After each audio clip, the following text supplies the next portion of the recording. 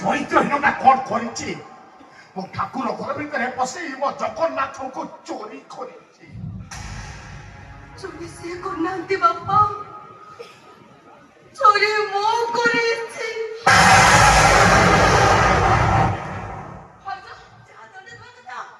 ଆପଣ ମତେ ଦିଅନ୍ତୁ ବାପା, ଆପଣଙ୍କ ପୁଅକୁ ଛାଡ଼ି ଦିଅନ୍ତୁ, ଛାଡ଼ି ଦିଅନ୍ତୁ।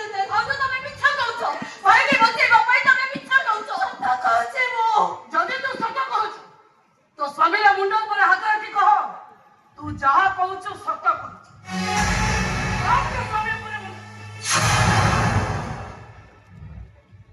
ସିଏ ତ ଖାଲି ମୋ ସ୍ୱାମୀ,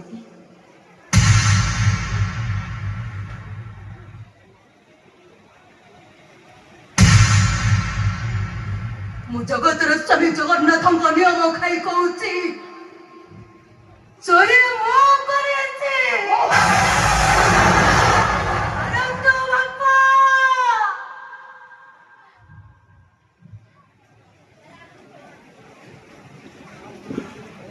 ଅଟିକ କଲେ କାହିଁକି?